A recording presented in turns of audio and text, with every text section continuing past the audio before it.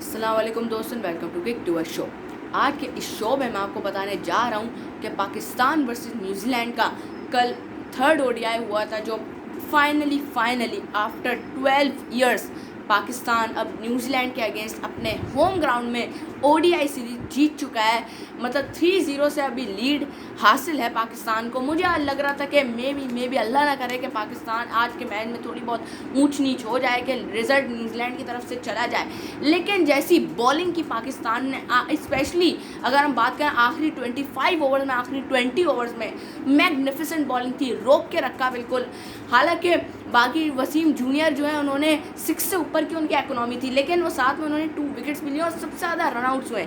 मज़े की बात ये, जो मेन प्लेयर्स जो थे, जैसे टॉम ब्लंडल ने खेली मेन 65 रन की इनिंग्स, वो भी रन आउट हुए थे। बाकी जो 2 प्लेयर्स थे इनके मेन, वो भी रन आउट हुए थे। मतलब रनिंग बिटवीन द विकेट्स काफ़ी, जैसे कह सकते हैं, मायूसकुन साबित नज़र आई न्यूजीलैंड की। और वही बात हुई आज पाकिस्तान की बैटिंग के साथ, वही हुआ कि फ़खर ज़माना जल्दी आउट हो गए थे, तो वही हुआ बाबर आजम, इमाम उल हक दोनों पे बहुत ज़्यादा प्रेशर हो गया था। लेकिन फिर भी दोनों ने इतनी अच्छी पार्टनरशिप बिल्ड की, 100 से ऊपर की, और पूरा जैसे कह सकते हैं मैच बना के चले गए थे पाकिस्तान के लिए। बाबर आजम जब आउट हुए थे 54 रन पे, इमाम उल हक भी अच्छा खेल रहे थे।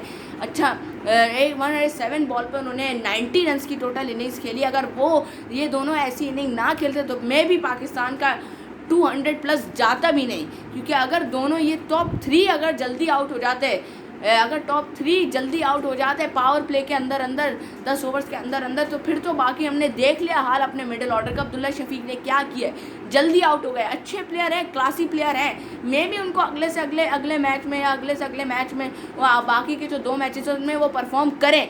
लेकिन अब उनको क्लासी प्लेयर, तो उन्होंने क्लासिकल एक शॉट भी खेला था जिसमें उन्होंने 6 मिला था। लेकिन वही है, स्ट्रॉन्ग टेम्परमेंट नहीं है, अच्छा खेलते हैं, क्लासी प्लेयर है, इमेच्योरिटी दिखाते हैं, कोई गलत शॉट सिलेक्शन कर देते हैं या फिर उनके साथ कोई लक वगैरह कभी सीन हो जाता है। लेकिन मोहम्मद रिजवान जो थे, उनके पास पूरा टाइम था थोड़ा चार्ज करने का, क्योंकि आगा सलमान जो है पता नहीं किस बात पर उनको पावर हिटर रखा हुआ है। उनको चाहिए कि नंबर 5 या नंबर 4 पे खिलाओ।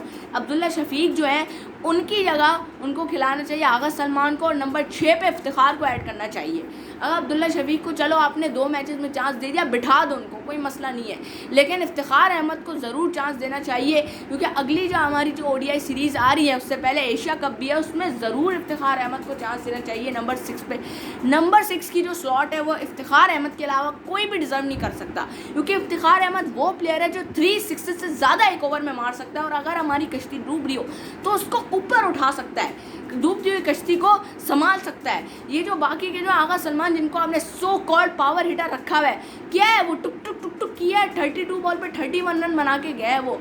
और मोहम्मद रिजवान ने 34 बॉल पे 32 रन बनाए, उन्होंने भी टुक टुक टुक टुक एक छक्का मारा था बस, वो भी इतना टाइम बाद। लेकिन हालांकि मोहम्मद रिजवान के पास 15-20 ओवर थे, आराम से वो टाइम लेके आखिर में पावर हिटिंग कर सकते थे। लेकिन वही हुआ, शॉर्ट सिलेक्शन गलत हुई, आउट हो गए। या भाई अगर गलत भी नहीं होती तो टुक टुक करके ही वो LBW और बोल्ड ऐसे कुछ हो जाते हैं। लेकिन अगर हम देखें मार्क हेनरी, जो बहुत अच्छे बॉलर है, फास्ट बॉलर, हालांकि इनकी 12th मैन होते हैं, हमेशा इनकी मेन प्लेइंग 11 में नहीं होते, लेकिन फिर भी इनका 12th मैन भी इतना अच्छा बॉलर है। और अगर खेलता है, जब अगर वर्ल्ड कप में भी चांस मिला तो हमेशा उन्होंने किया। इंडिया वाला मैच याद है जो सेमीफाइनल था 2019 का T20 ODI का वर्ल्ड कप, उसमें पूरे टॉप 3 प्लेयर्स को इन्होंने ही चंता किया था टू द पेविलियन।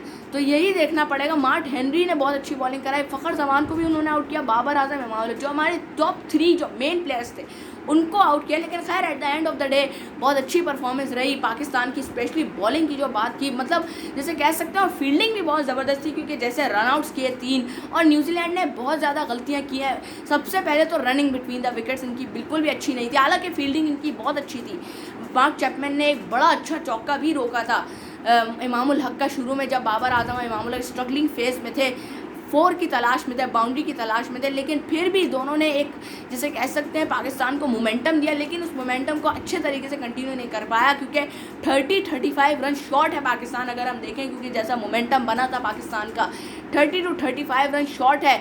लेकिन अगर हम बात करें न्यूजीलैंड की तरफ से कौन स्टार था, वो था मकौंची, क्योंकि मकौंची जिस तरह से आखिर में खेल रहा था, क्योंकि ऑलराउंडर है, 31 ईयर ओल्ड है, और अब जाके बेचारे को चांस मिला है, डेब्यू था उनका कल थर्ड ओडीआई में, और बहुत अच्छी स्पिन, मतलब मज़े की बात है बॉलिंग भी अच्छी कराई, 10 ओवर्स कराए, 46 रन दिए। और असल जो कमर तोड़ के रखी हुई थी वो पाकिस्तान की, वो इसीलिए रखी हुई थी क्योंकि मिडिल ओवर्स में जो असल रन रोकने का टाइम था वो पाकिस्तान के इन्होंने ही रोके। जो हमारा मिडिल ऑर्डर स्ट्रगल कर रहा था इतना, वो इसी की वजह से स्ट्रगल कर रहा था। और अब्दुल्ला शफीक की भी विकेट इन्होंने ही ली थी जो मेन थी, क्योंकि अब्दुल्ला शफीक अगर चल जाते तो मे भी हमारे लिए 30-35 रन प्लस हो जाते हैं। और आखिर में चलो शराब में थोड़ा बहुत कंपनसेट कर लिया, एक आध छक्के चौके उनसे लग गए, वरना 288 का स्कोर हमारा नहीं बनना था। और 288 is a very little score. अगर हम देखें पिच को अगर हम देखें तो भाई पिच भी थोड़ी बहुत स्लो थी, चलो इस हिसाब से तो स्कोर फिर भी ठीक था।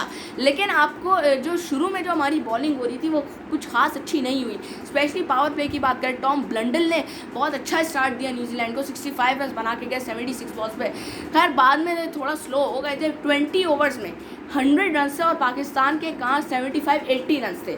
तो ये डिफरेंस आया। पाकिस्तान का शुरू में 4.5 समथिंग 5 समथिंग रन रेट था, लेकिन फिर भी पाकिस्तान ने ऐसा कमबैक किया, ऐसा पलटा खाया 20 ओवर्स के बाद कि फिर दुनिया ने देख लिया और हिस्ट्री क्रिएट किया पाकिस्तान ने, क्योंकि इतने सालों बाद after a decade, almost after a decade Pakistan series जीता है न्यूजीलैंड के अगेंस्ट, और वो भी होम ग्राउंड में। चलो होम ग्राउंड अवे के अलावा भी पाकिस्तान बड़े जिसे कह सकते हैं बहुत सालों बाद, बहुत ही जिसे कह सकते हैं अरसे के बाद जीता है ओडीआई सीरीज़ अगेंस्ट न्यूजीलैंड। और वही हुआ कि इस पिछली बार अगर जो न्यूजीलैंड की टीम जो भागी थी कि सिक्योरिटी का मसला पता नहीं व्हाटएवर जो भी हुआ था, तब भी इनकी बी टीम ही आई थी, और इससे भी हल्की टीम थी। वो मज़े की बात है, इससे भी हल्की टीम थी, तो तब आती तो तब हम जीत जाते, तब रिकॉर्ड बना दे। लेकिन खैर इस साल अल्लाह ने तकदीर में लिखा हुआ था पाकिस्तान के लिए, तो इस साल बना रिकॉर्ड जीता। और मैं जो सबसे ज़्यादा तारीफ़ करना चाहूँगा ना बॉलिंग में पाकिस्तान की, वो नसीम शाह की होगी। क्या बॉलिंग कराते हैं, मतलब मिच्योर बॉलिंग, मिच्योरिटी नज़र आती है बॉलिंग में नसीम शाह के।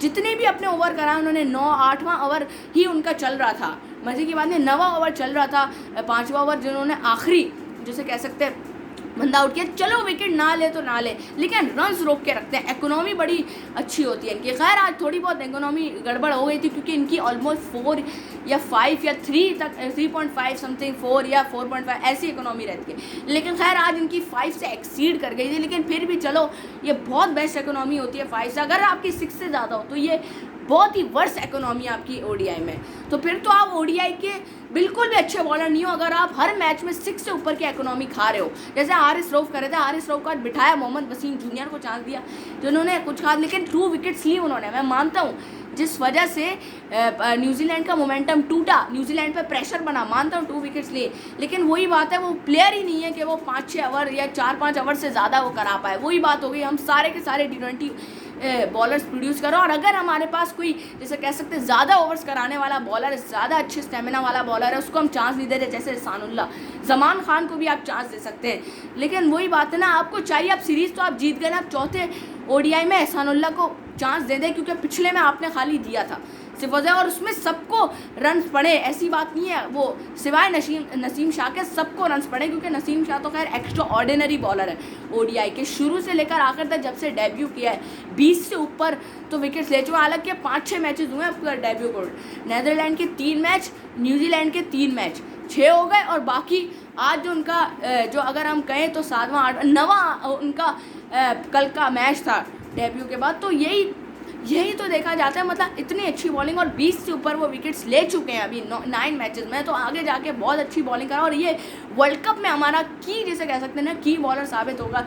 शाहिशा अफरीदी ने भी बेहतर बॉलिंग कराई है, बेहतर कहूँगा मैं, ना बुरा ना अच्छी, बेहतर बॉलिंग कराई, 53 रन दिए 9 ओवर में, अच्छी बॉलिंग भी कह सकते हैं। 2 विकेट्स लिए, और ज़्यादातर जो असल जो हुए हैं ना वो रनआउट्स हुए हैं, और आगा सलमान और मोहम्मद नवाज़ की खैर जो है छुंगली जो स्मॉल फिंगर जिसे हम कहते हैं वो फ्रैक्चर हो गई है, तो शायद ये तो खैर अपडेट नहीं आई कि वो सीरीज़ से बाहर हुए या नहीं रिमेनिंग 2 मैचेस से, लेकिन देखते हैं। खैर मैं यही करूँगा कि मोहम्मद नवाज जल्द से जल्द सेहतयाब हों, क्योंकि वो अच्छी बॉलिंग करा रहे थे शुरू के ओवर्स में, लेकिन खैर आगा सलमान ने उनकी जगह संभाल ली थी, अच्छी बॉलिंग कराई, 1 विकेट भी ली उन्होंने इंपॉर्टेंट, और अच्छी बॉलिंग कराई। बॉलिंग तो खैर वो अच्छी करा लेते, लेकिन बैटिंग जो है ना उनको ऊपर के नंबर में भेजो, क्योंकि वो ये आगे लेके चल सकते हैं गेम को, हिटिंग नहीं कर सकते। पावर हिटिंग जो है ना ओडीआई में जो डिज़र्व करता है नंबर 6 पे, वो सिर्फ और सिर्फ इफ्तिखार अहमद क्या बेंच गर्म कर रहे थे वो बैठ कर डगआउट में, मैंने देखा था डगआउट में बैठे हुए थे, स्क्वाड में भी यार और मैं यही गुजारिश करना चाहूँगा पीसीबी की मैनेजमेंट से कि भाई अगले मैच में खिला दे इफ्तिखार अहमद को, एहसानुल्लाह को। ये 2 चेंजेस मस्ट है आपके लिए, क्योंकि आपकी जो वीकनेसेस हैं, जो फ्लॉज थे, वो ताकि दूर हो जाएँ। ये थी मैच की लाइक करें सबसे फ्रेंड्स, और क्रिकेट ज़रूर करते जगह सब्सक्राइब हमारा बेल आइकन ज़रूर प्रेस करते हैं। अल्लाह हाफ़िज़।